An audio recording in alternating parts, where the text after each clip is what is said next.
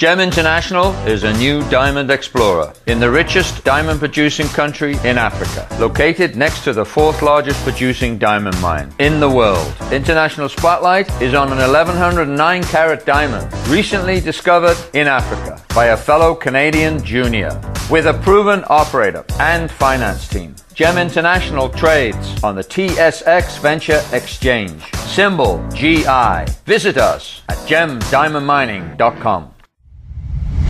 You're listening to HowStreet.com radio, available online at TalkDigitalNetwork.com. Welcome to HowStreet.com radio, the online source for market opinions. Here is Jim Goddard. My guest is market historian Bob Hoye. He's the chief investment strategist for institutionaladvisors.com. Welcome back to the show, Bob, and happy weekend. Yeah, Jim, good to be with you and good to be with our listeners. And yeah, I'm looking forward to the weekend. Take a bit of a break. The French election coming up around the same time, I think, as the BC election. Looking at what's going to happen to stocks in reaction to the French election, doesn't matter which one of the two candidates wins the French presidential race. Yeah, I don't think so. The stocks, which is the European index for major equities, is rising, and as of yesterday, it was getting kind of high up in the momentum on the daily. No, it was actually on the weekly RSI quite a bit.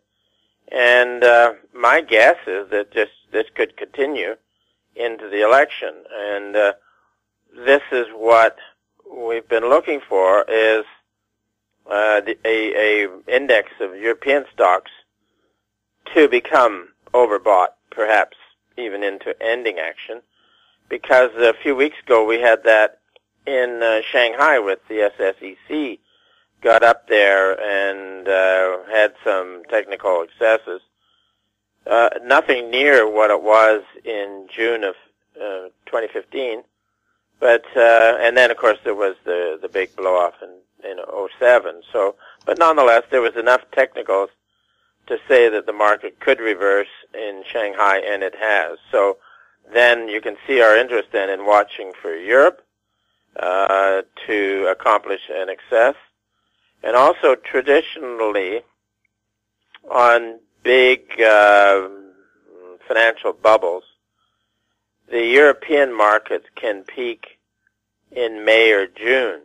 That's going way back to 1720 on the South Sea bubble, which stock in London peaked in June, and then traded around in the summer and then crashed in the fall. That's the other thing that's fascinating, is that all the bubble that blew out in 2007, that was number 6 of the great big bubbles.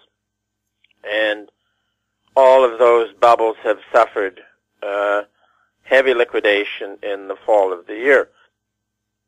There's a strong seasonal there. So, and then you had the new player in town with the New York Stock Exchanges. It became bigger and more important. And with the 1873 bubble, of course, it was a junior market relative to the financial center in London at the time. But this is where the pattern changed. So you had in the 1873 bubble, London and Europe peaking in May and June, and then New York adding on a speculative burst into September. And that, of course, then was replicated in 1929.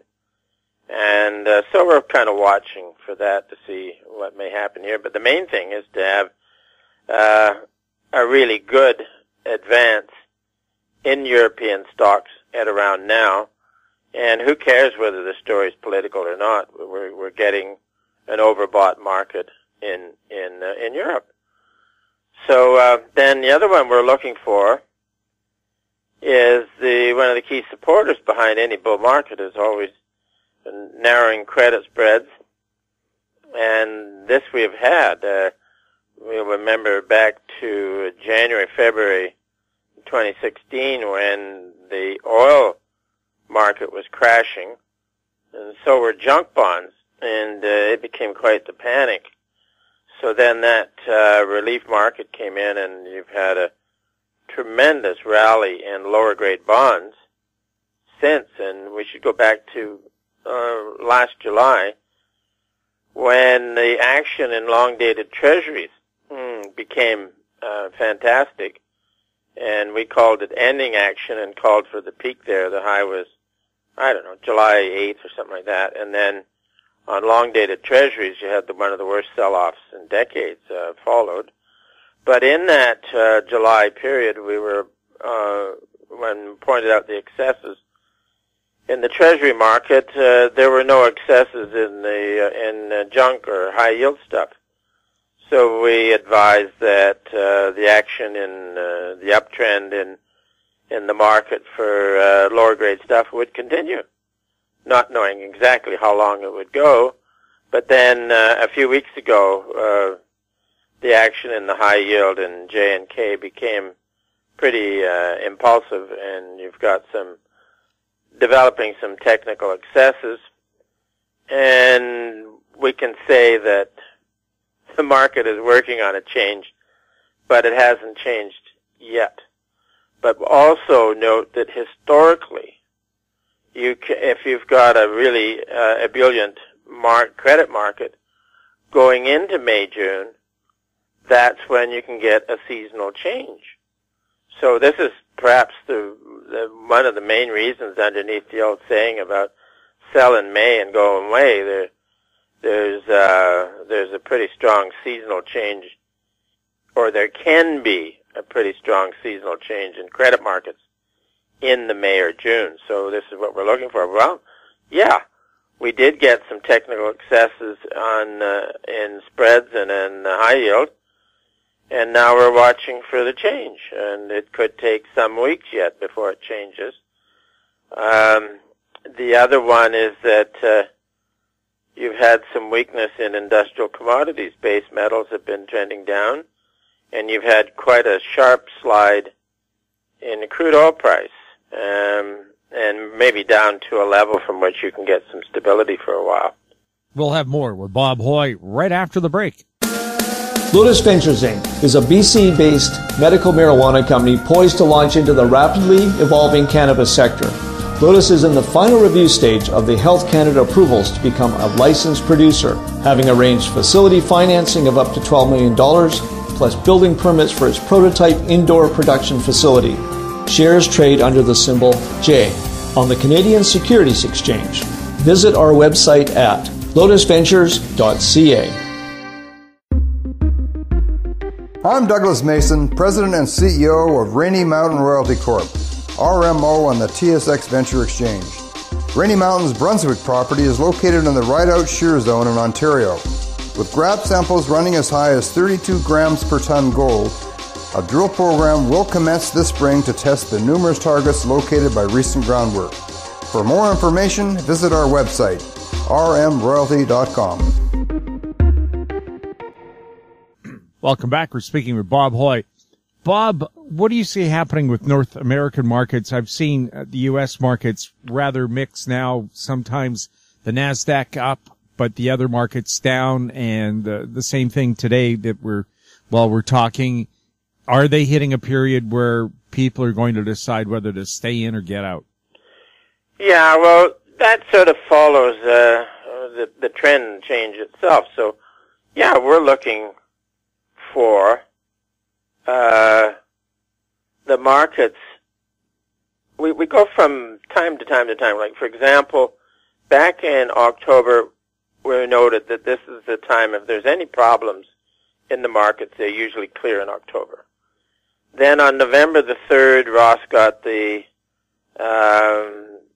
springboard buy on the S&P, which was before the election.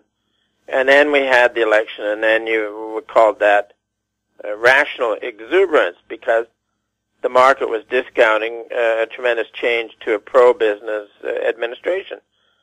And then, of course, in February, the technicals became excessive, so we dropped out the rational part and just said, hey, this is exuberance. So we thought first it could run to March based on, favorable action in industrial commodities such as crude oil and base metals, which is what we got.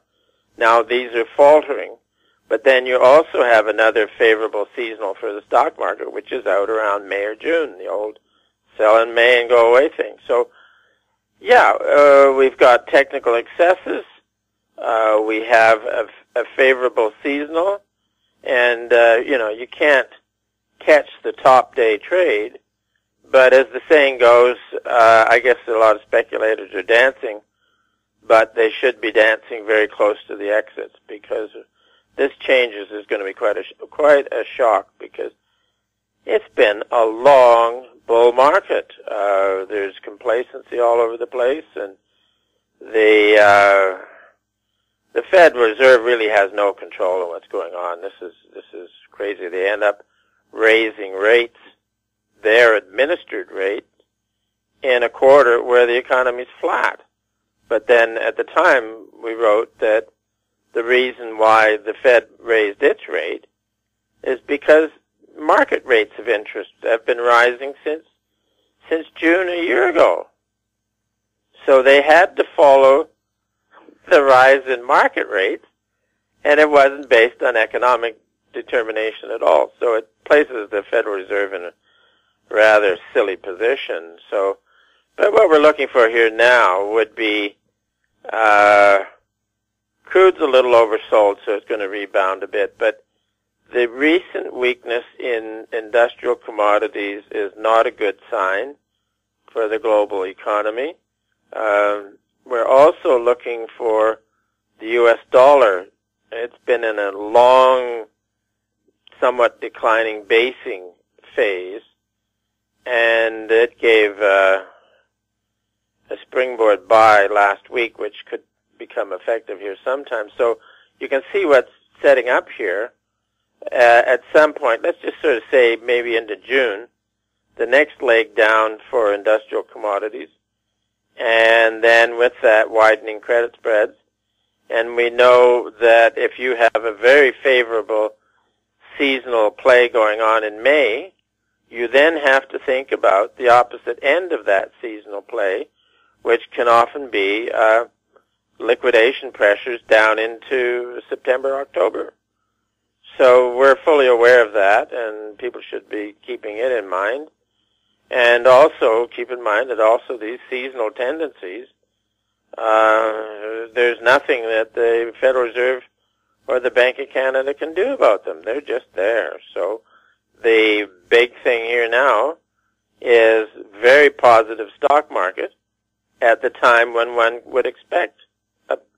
If it's going to be positive, it's going to be really positive around May, June, which is what we have. So we would be cautious. We'll have more with Bob Hoye, including a listener's question right after the break. Avon Resources Limited is a gold exploration company with significant projects in British Columbia, Saskatchewan, and the Yukon. Trading on the TSX Venture Exchange, symbol ABN, and the pink symbol ABN-AF. Surrounded by world-class gold deposits and mines, Avon's 23,000 hectares Forest Kerr Gold Project is located in the heart of the Golden Triangle in northwestern BC. For more information, visit us at avonresources.com. Keep informed. Receive our weekly recap of thought-provoking articles, podcasts, and radio delivered to your inbox for free. Sign up for the HowStreet.com weekly recap on our homepage, HowStreet.com. Welcome back. We're chatting with Bob Hoye. Bob, we have a question from the Netherlands. Willem Gruters wonders, do you have a look at the so-called peak momentum indicator recently? The last time it gave a clear signal was in late 2010 and early 2011. Did the indicator give a clear signal after the year 2011?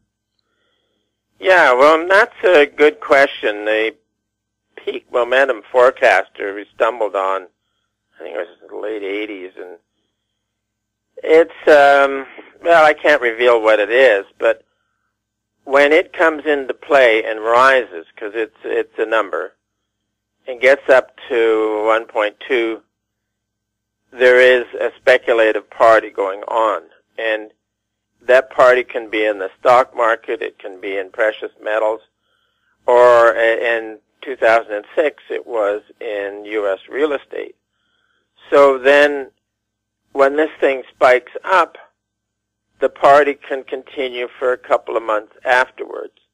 But when it spikes up, it's the kiss of death on whatever speculative action is on. So it was very good in 2006, and the hot item in that year was U.S. residential real estate. And then 2011 was the other one, and so you look out and you see what was highly speculative, and of course then it was base metals and precious metals. Wow, absolutely fabulous. So wrote it up and noted that that was probably not just a cyclical high for base metals and precious metals, but could be a secular high. Well, it turned out to be that. And but in answer directly to Willem's question is that the peak momentum forecaster isn't doing anything now. It's just quiet. And you can have speculative peaks in items go up, blow out, and roll over without having the action in the peak momentum forecaster. It just comes along every once in a while, and when it's there, we pay a lot of attention to it. But thanks for the question. Bob, thank you so much for being on the show. Yeah, Jim, good to be with you. My guest has been market historian Bob Hoye. He's the chief investment strategist for institutionaladvisors.com. You're listening to HowStreet.com radio. Find us on Twitter at TalkDigitalNet. Our YouTube channel is Talk Digital Network. You can forward questions for the show or for Bob to info@HowStreet.com. I'm Jim Goddard. Thanks for listening. Comments made on HowStreet.com radio are an expression of opinion only and should not be construed in any matter whatsoever as recommendations to buy or sell any financial instrument at any time. Available online at TalkDigitalNetwork.com. HowStreet.com radio is a production of HowStreet Media Incorporated.